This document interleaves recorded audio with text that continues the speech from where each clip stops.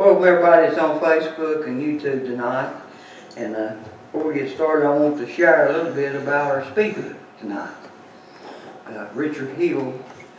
He's meant a lot to me, especially as my early ministry. And I'm just so glad that that he's made an opportunity to come and speak to us tonight. You know, Richard's got a story. We all got one. But Richard's got a story, and it's his story to tell. And each one of us, we need to tell our own stories, because God has created us and given us a direction and a story to tell, a testimony. I remember I went to Richard's church visiting him and my wife. And I'd always, because I have to stay course, I have to have my notes. And Richard heard me preach several times, but I had my notes where I would stay in line, like chase a rabbit, as they'd say. And me and my wife went over to visit him and his wife. And it was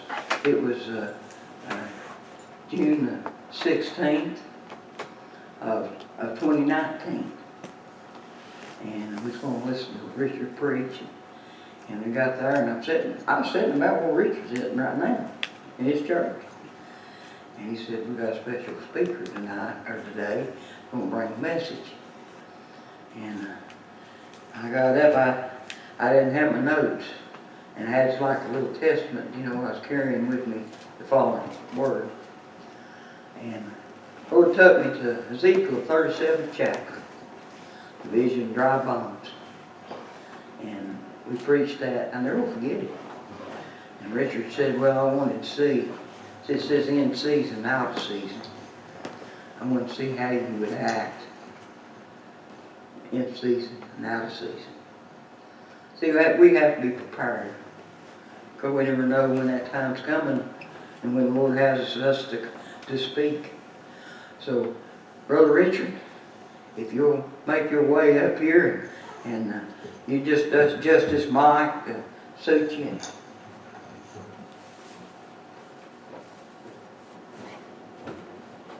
Let the Holy Ghost work.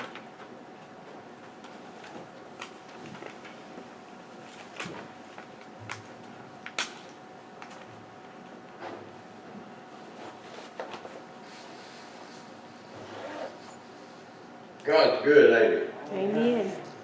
We should always thank Him for everything. Yes. And I thank Steve for a chance to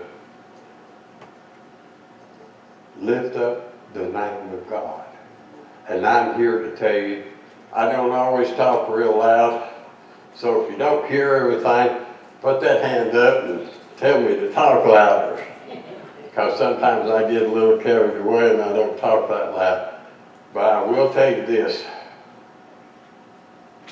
Anything and everything that we say it for our God. We don't lift ourselves up for nothing, because without Him, that's exactly what we'd be. It's nothing. And I want to share a few things first before I get into what Steve had asked for me to come. Because you know how us old preachers are, we might get stirred in a different direction sometimes. But anyway, I want to say this to you. It is very, very important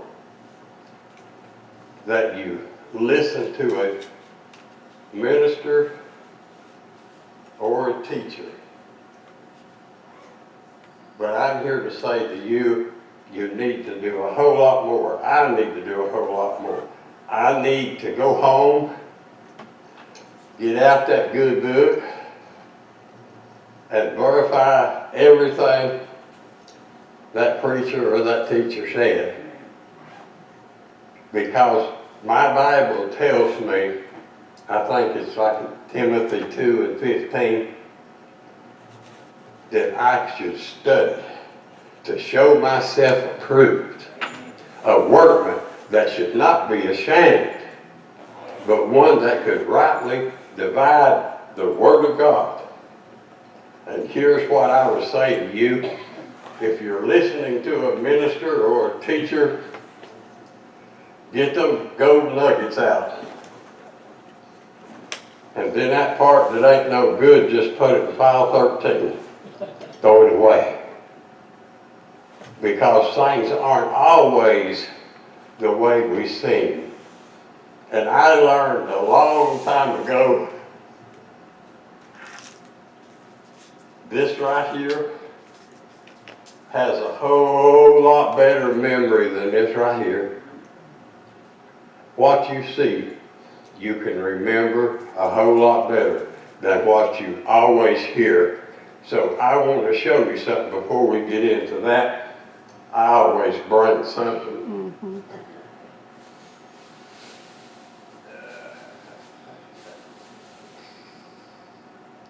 I want to show you just how things are and how sometimes people do. Here's a bag of Terry chips. Here's a bag of Lay's chips. Now, if you run into a little store and want to get a bag of chips, if you've seen this sitting right beside of each other and they were the same price,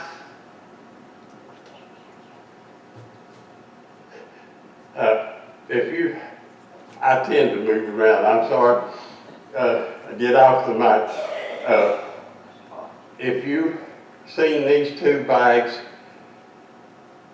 and you wanted a bag of chips, and if they was the same price, tell me, which bag would you choose? Tell me. Which bag? Would you choose this one or would you choose this one?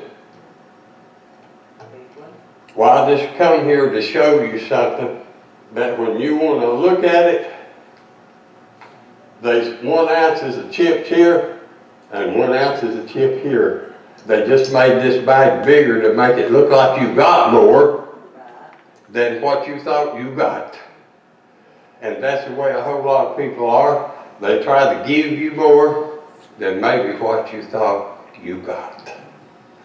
And I would say this, and I would say it very plainly, that in Psalms 23, I think about verse 5, you will see a statement. My cup runneth over. 4 words. My cup runneth over.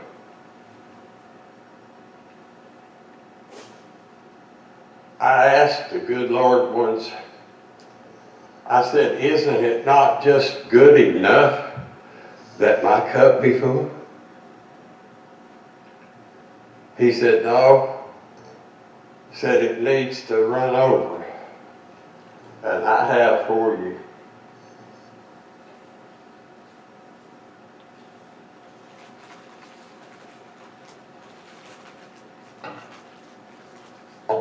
See, I can take my cup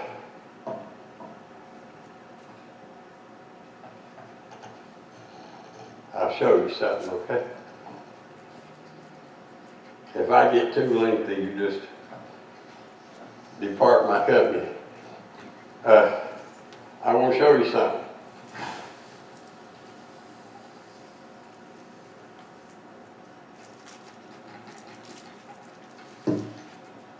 My cup is full. Is that not a good enough?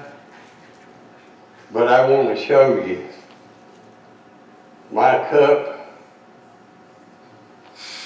runneth over. Uh-oh. Somebody will have to clean me up here. Sorry.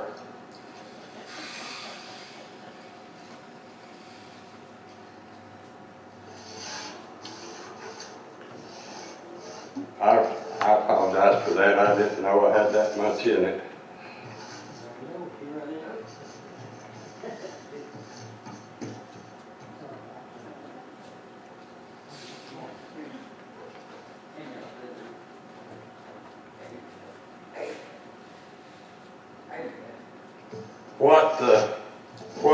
saying to you is this. God showed me for my life to touch anybody else's life, my cup had to run over. And before I could get any sand in that little bowl, that cup had to run over. So I will not touch anybody's life until my cup runs over. And I wanted to illustrate to that. Sometimes I get a little, like I said, too carried away. But it is important that we know where we stand with God.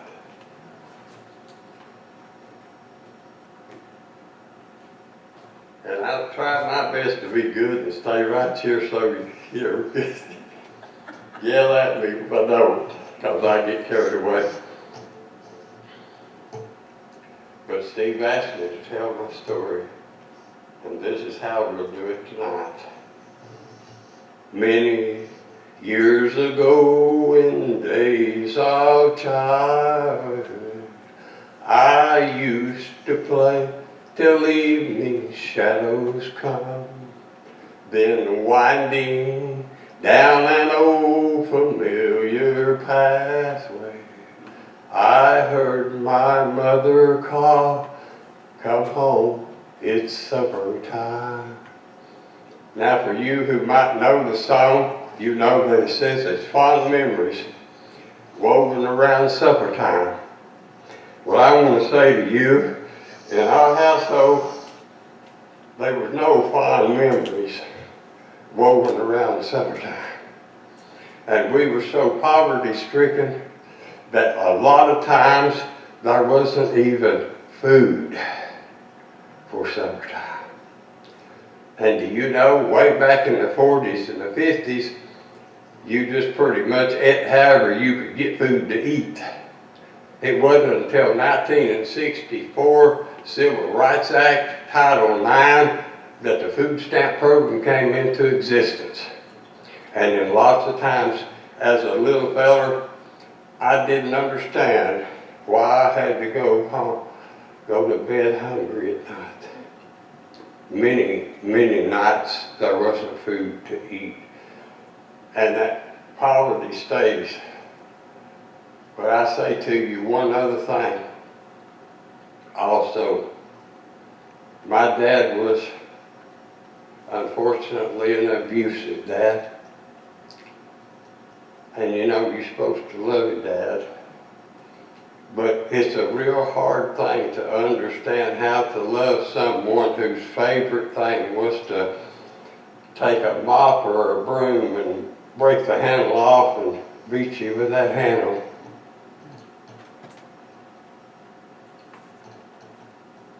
He was okay most of the time, but when he would go off the deep end, and it got up to where my brother got a little bit older and big, that he tried to fight back. And my brother and my dad would fight each other with tobacco knives. For most people who out in the community, he wouldn't show that side of it. He'd show that side only to his family. And he was good in a lot of cases, but he was pretty bad sometimes. And I'll show you just a little bit about, before I get into my story, just a little bit how that operates. My older sister left school in the 3rd grade and got married to somebody somehow. My older brother left school in the 7th grade and joined the Marine Corps and took off there. Even though he was underage, they accepted him. But I will tell you, that's like a little prelude to my story. My story starts on a cold winter's night. They say about 4 to 5 inches of snow. And the doctor who was going to deliver me that day had to walk 3 or 4 or 5 miles in the snow to come to the house and deliver me. Only to find that I was a very, very messed up little child. I was a little baby who would die within just an hour or two if it wasn't operated on. He found a feller with a Willis Jeep, took me to hospital, got me operated on, got me shaped up, found out that I was missing body parts.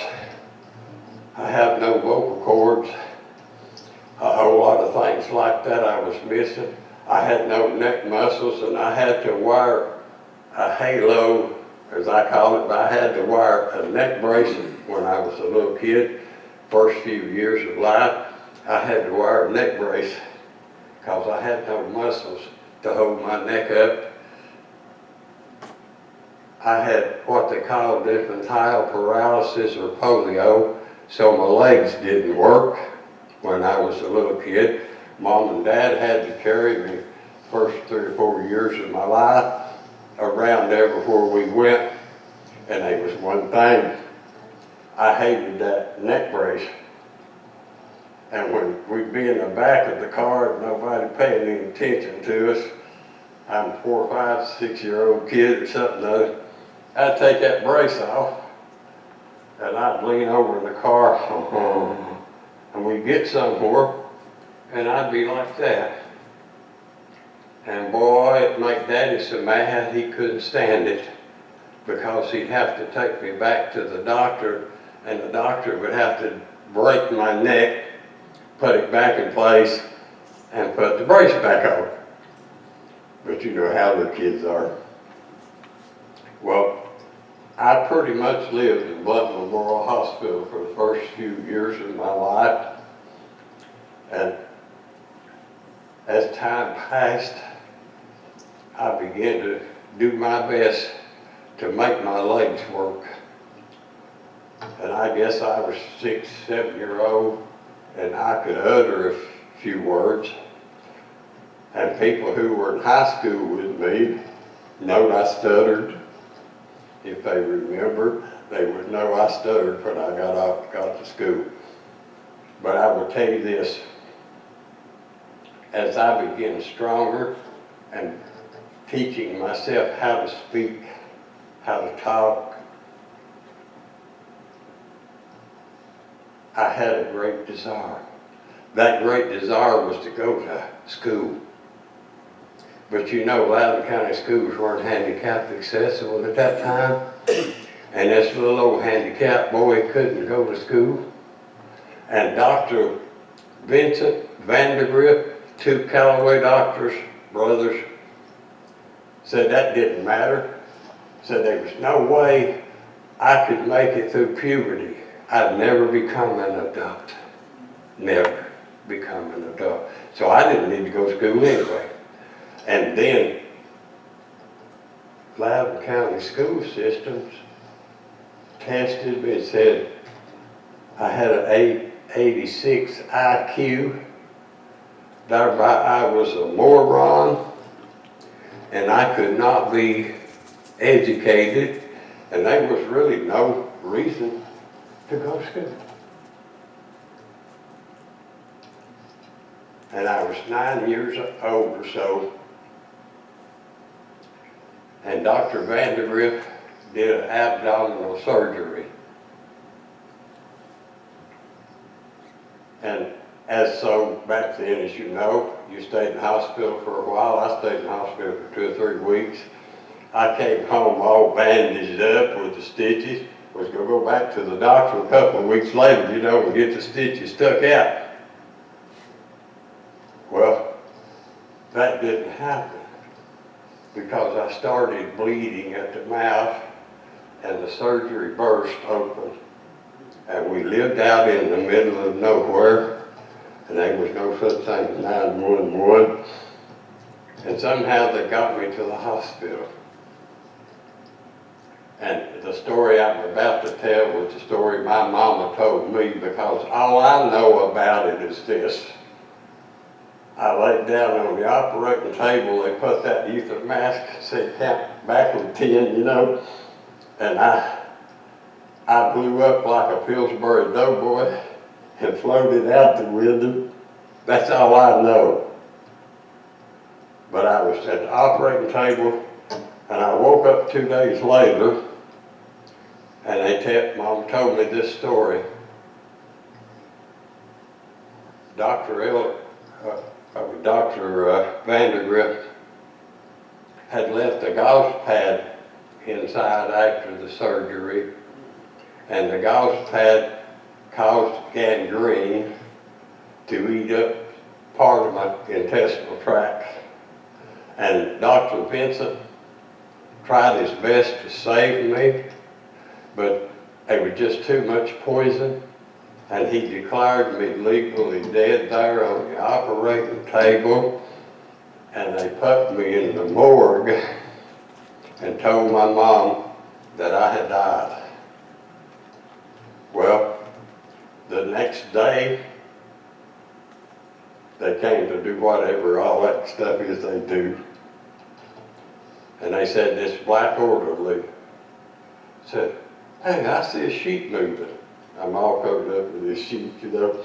I'm supposed to be dead. He said, I see a sheep moving. Said, this little boy ain't dead. So they brushed me back into the operating room. And that time the surgery was successful, and a few weeks later, I walked out of the hospital. I still had a dream to go to school. And do you know, we were a family that did not go to church, and I did not know God from the Adam's apple. But I would tell you that's when God stepped in, because all the months and months of hospital rooms, there was always a presence. I never could see nothing, but there was always a presence in that room that kind of let me know everything was going to be all right. Everything was going to be okay. But God stepped in the picture, and do you know what? Greenblatt got special ed. Hey, I'm as happy as a dog with a big ham bone. I can go to school. It's special ed, but I can go to school. And there was 2 teachers. They knew I wasn't wacky. They knew I wasn't mentally retarded. And they worked real hard to get me into Riker School. And you know, they got me into Riker School. And boy, was I happy camper. I could go to real school. Well, as time went on, I could talk a little better, I could walk better. And in my junior year, they began to talk to me about going to college. I'm thinking, I could go to college? Yeah, okay. And then the summer between my junior year and my senior year, just like that, it hit again. Major operations, rolled back into the hospital room, told my mom, said, sit with him. He'll be dead in a couple of hours. But somehow God took over, and again I walked out of the hospital. And do you know what? I got to go to my senior year in high school. Oh, and it got on in there, and I got college offers from here to here to here, all over the place, wanting me to come. There was even a feller from one of the colleges upstate came all the way to the high school to talk to me about going to his college. And then, getting close to the end of the year, my dream of being accepted to a few colleges really happened. And I was getting ready to take the ACT, SAT college entrance exams so I could go to college. Well, the night before those exams, that's when my dad decided he wanted to pitch another fit. And he began to beat up my younger sister. My mom gets in between them, all this sort of thing, like she always did. And I heard him from my bedroom, I heard him say, I'm going outside, I'm going to get the axe, I'm going to come in, I'm going to chop up the refrigerator, and I'm going to chop up the television. Daddy walked through the kitchen door carrying an axe. I stood there in the floor of the kitchen with a broke down shotgun. I let him see me drop a shell in that chamber, raise it back up, pull the cock back like that, and say, hey Pops, I got something I need really important to do tomorrow, and I need some sleep. Would you please go to bed? And you know, he laid that axe aside and he went to bed because he knew one thing. His son had taken everything he had given him, even breaking a straight back cane bottom chair across my back, hitting me in the face with his fist and knocking me into the kitchen. Wow. I had taken it all, and he knew his son would have killed him that very night in the kitchen. But you know, my God stepped in. God gave him enough sense, so to speak, to go lay down. Well, you know,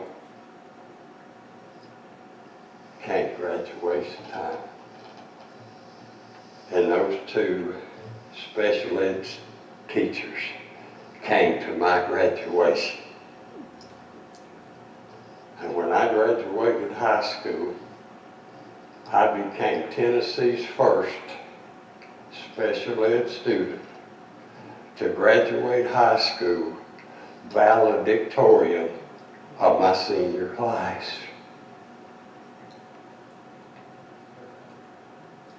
And I say it this way. When the doctors said I couldn't, God said I could. Amen. And I'm here tonight, 79-year-old, when I was never supposed to be an adult. I'm fairly decent health. I can get around okay. Not too much going on there. And do you know, I hold not one college degree, but 2 college degrees, because when the educators said I couldn't, God said I could. Amen.